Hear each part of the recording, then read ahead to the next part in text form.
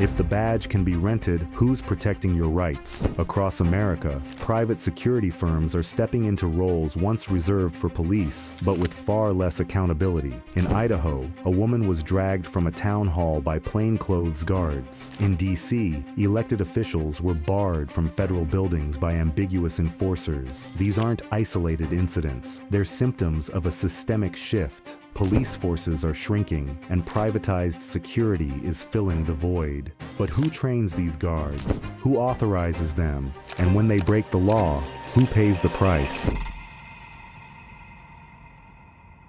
Police departments nationwide are in crisis. Since 2020, sworn officers have declined by thousands. NYPD cops now work forced overtime, sacrificing sleep and public trust. Departments operate at a 10% deficit, gutting units like homicide and traffic. Meanwhile, private security booms. 1.3 million guards now outnumber cops. Firms like Lear Asset Management lobby aggressively, pitching themselves as cost-effective. But the Idaho case exposes the trade-off. Cheap security often means untrained, unaccountable enforcers. Take Lear's guards. They received just 8 to 16 hours of training. Police get over 1,000. Idaho law requires security agents to wear labeled uniforms, but Lear's team operated in plain clothes, violating city code. When they dragged Teresa Borenpole from a town hall, they weren't just breaking protocol, they were breaking the law. Yet municipalities keep hiring them. Why? Because they're disposable. When things go wrong, cities can revoke licenses and walk away. No pensions, no unions, no fallout. Let's dissect Idaho. February 22, 2025. A Republican town hall turns chaotic. Teresa Borenpole, a Democratic candidate, heckles speakers. Sheriff Bob Norris, off duty, in plain clothes, orders her removal. When she resists, he signals Lear's guards. 3 men in black jackets, no IDs, drag her out violently. "Who are these guys?" she screams. The answer? Expendable labor. Charges tell the story. Paul Truett, Lear's CEO, Russell Dunn, Christopher Berg, and Jesse Jones face misdemeanor battery, false imprisonment, and uniform duty violations. Alex Truett IV, another Lear guard, faces only uniform duty charges. A 6th man, Michael Keller, unaffiliated with Lear, is charged with battery. Notably, no felonies. But here's the twist. Lear claims they acted on Sheriff Norris's lawful orders, yet police found no contract between Lear and the event organizers. The sheriff, caught on tape threatening Borenpole with pepper spray,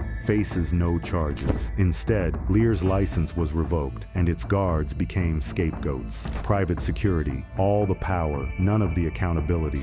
The Idaho case isn't unique. In 2025, Representatives Maxine Waters and Maxwell Frost were blocked from entering the Department of Education by Jim Harefield, a deputy assistant secretary whose role blurred lines between government agent and contractor. Critics asked, why not push past him? Because ambiguity is the weapon. Had they forced entry, they risked charges, even if their right to enter was legal. This is the privatized playbook. Create confusion, enforce compliance. Guards like Harefield or Lear's team operate in gray zones. Are they public servants? Private contractors? The uncertainty chills dissent. As Borenpole's attorney argues, town halls are meant for discourse, not dragouts.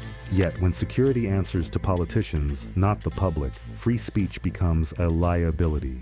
Accountability? For private guards, it's a myth. Victims like Borenpole must sue individual guards, often minimum wage workers, while firms hide behind legal shields. Lear's CEO, Paul Truett, calls the charges absurd, but his company's license is already revoked. The guards face fines and jail time. The sheriff remains untouched. Borenpole's $5 million lawsuit against Norris and Lear alleges constitutional violations, a rare move. Most victims lack her resources or viral spotlight. Meanwhile, Lear's guards plead not guilty, arguing they followed Norris's orders. But Idaho law is clear. Security agents must wear IDs and defer to police. By acting as Norris's muscle, they crossed into vigilante territory. History warns us. In the 1800s, Pinkerton agents massacred strikers for railroads. In the 1960s, rent-a-cops beat students for universities. Today, Lear's guards rough up dissenters for politicians. The pattern? Privatized force protects power. Lear's past clients include timber companies and pot growers, entities clashing with activists. Their tactics? Intimidation. Floodlights, loud music, screams of animals. In Idaho, they swapped camo for civvies but kept the aggression. An important yet ironic rule of living in a civilized society is that the government has a monopoly on violence. Yet when cities and other municipalities outsource security, they don't just hire guards. They outsource state power, eroding accountability and endangering the very foundations of democracy. Demand transparency. Question every uniform. Private security isn't just a shield. It can be wielded as a sword. A rented badge can't protect your rights. Don't forget to like and subscribe for more guard guides, and be safe.